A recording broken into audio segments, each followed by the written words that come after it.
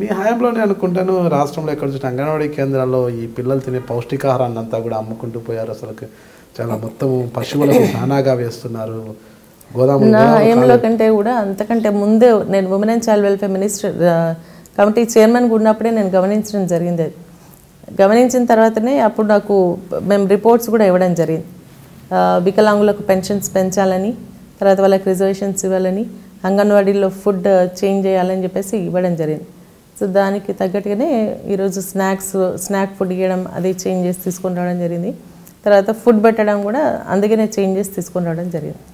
మీరు మంత్రిగా పనిచేసిన రోజులు కూడా మీకు ఎంతో అండగా నిలిచిన కార్యకర్తలకు ఏదైనా అవసరం వస్తే కేవలం నోటి మాట తప్పితే నోటు మాట ఇచ్చేవారు కాదు. అంటే ఏదైనా వర్కులు అడిగినా మీ బంధువర్గానికి మాత్రం ఏదైనా వర్కులు కావచ్చు ఇటువంటివి కానీ ఏమన్నా చేసేవారు. కాకపోతే కార్యకర్తలకు జస్ట్ ఏదైనా అవసరమైతే నోటి మాట చేసేవాళ్ళు, నోటు మాట తప్పుతూ ఉండేది కాదు అనేవారు. అటువంటిది ఏం లేదు. మా కార్యకర్తలకి అన్ని విధాలుగా వర్క్స్ అన్నీ ఇవ్వడం జరిగింది. అంటే ఇంతకుముందు ఏంటంటే ఒక మండలికి ఒక కాంట్రాక్టర్ని పెట్టి ఆ కాంట్రాక్టర్కి అన్ని పనులు ఇచ్చేయాలా అటువంటిది ఉండే. కానీ నేను వచ్చిన తర్వాత కాంగ్రెస్ పార్టీ కార్యకర్త అనేవాడు ఖచ్చితంగా బీద పరిస్థితిలో ఉన్నాడు. ఎందుకంటే బాగా అణచివేయడం జరిగింది, ఇబ్బందుల్లో ఉన్నాడు ఫైనాన్షియల్గా అని చెప్పేసి ఏ వర్క్స్ వచ్చినా కూడా గ్రామస్తులు అంటే మనకు 5 lakhs లోపల మనకు నామినేటెడ్ వర్క్స్ ఉండేది కాబట్టి ఆ గ్రామంలో ఉన్నటువంటి కార్యకర్తలకు ఇచ్చినటువంటి సందర్భం కానీ మా ఫ్యామిలీని ఎప్పుడు కూడా ఎంటర్టైన్ చేసి కాంట్రాక్ట్స్గా తీసుకొచ్చేటువంటి పరిస్థితి ఎక్కడ కూడా లేదు. ఇప్పుడు కూడా మీరు వెళ్ళి అడగండి, అటువంటి పేరు నాకు లేనే లేదు.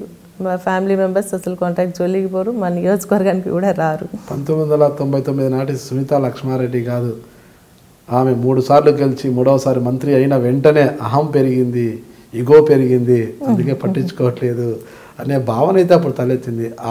ఆ కారణంగానే 2014 ఎన్నికల్లో మీరు ఓడిపోయారు. తెలంగాణ ఇచ్చింది కాంగ్రెస్ పార్టీ అయినప్పటికీ కూడా సునీత లక్ష్మారెడ్డి గారు ఓడిపోవడానికి గల కారణం ఆమెకు పెరిగిన అహమే అనేది ఒక వర్గం యొక్క వాదనగా వినిపిస్తుంది. దానికి సమాధానం అది చాలా తప్పు. అహం అనేది ఎప్పుడు కూడా పెరగబోదు కూడా.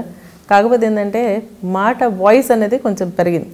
వాయిస్ ఇన్ సెన్స్ ఏంటంటే ఫస్ట్ 1999లో కొంచెం మెల్లగా మాట్లాడేది. ఇప్పుడు కొంత కార్యకర్తల పైన ఏంటి ప్రజలేంటి లేకుంటే ఇది తెలుసు కాబట్టి ఇష్యూస్ తెలుసు కాబట్టి ఇష్యూ బేస్డ్గా కొంచెం వాయిస్ రేజ్ చేసినమాట వాస్తవం, కానీ ఈగో మాత్రం కాదు.